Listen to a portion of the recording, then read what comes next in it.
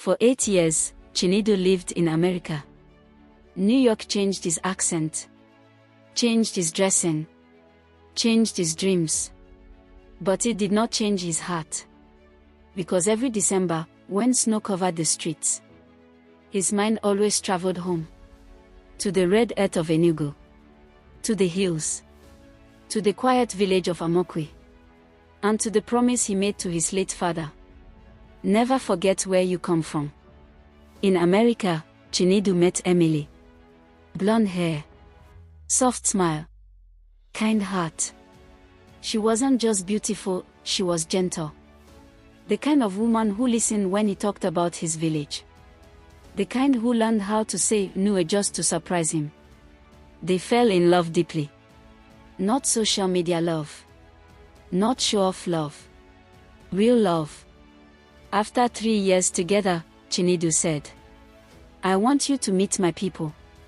Emily was excited. She bought Ankara dresses. She practiced eating rice with her hands. She told her friends she was going to Africa to marry the love of her life. When their plane landed in Enugu, the Harmattan air welcomed them. At the village square, elders gathered. Drums were beaten. Women ululated. Some stared at Emily with curiosity. Some smiled. But one old man did not smile.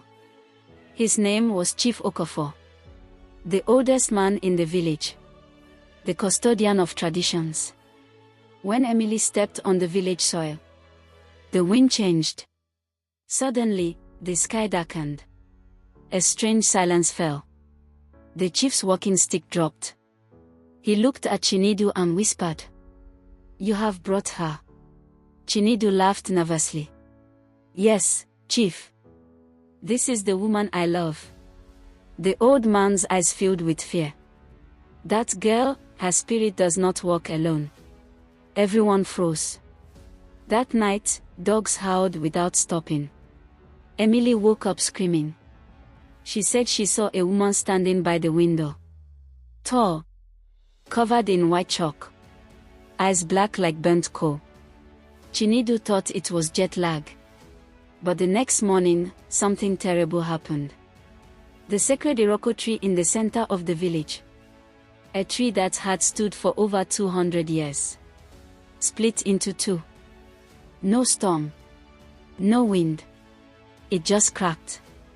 The elders began to murmur. Chief Okafor called an emergency meeting. He revealed a secret. Many years ago, during the Civil War, a foreign nurse came to the village. She fell in love with a local hunter. But the villagers accused her of being a witch. Because strange deaths followed her arrival. They chased her into the forest. She died there. Before she died, she swore, "My spirit will return. And when I do, your peace will end." The chief looked at Emily. The spirit has followed her bloodline. Chinedu shouted, "This is madness. She is not a spirit. She is my wife." But that evening, tragedy struck. A child in the village fell mysteriously ill. Chickens died. The river turned slightly reddish. Fear turned to anger. Villagers gathered with torches. Emily was confused, crying, "I don't understand what I've done." Chinedu stood in front of her. "You will not touch her." But then, Emily began to speak in a language no one understood. Her voice changed. Deep. Ancient. She looked at Chinedu, but it wasn't her eyes anymore. The old woman in white appeared behind her reflection in a mirror. Emily collapsed.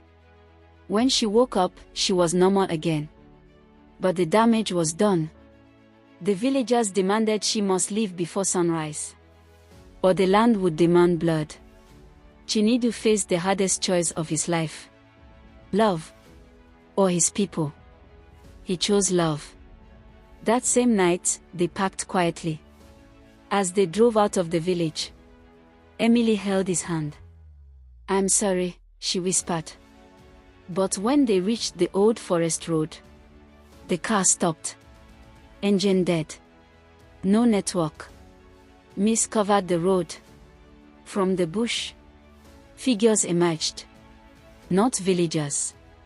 Not human. Tall shapes moving like smoke. Emily stepped out of the car slowly, as if being called. Chinedu screamed her name. She turned to him one last time, tears in her eyes. I think she wants me. The wind roared. The trees bent. And before Chinedu could reach her, she vanished. Just like that. Silence. When villagers found Chinedu in the morning, he was sitting on the ground, holding Emily's Ankara scarf, laughing and crying at the same time. They say he never returned to America. Every evening, he walks to the edge of the forest, calling her name. Because sometimes, when the wind blows through Enugu hills, you can hear a woman's voice whisper, Chinedu. And love became the abomination that broke a village.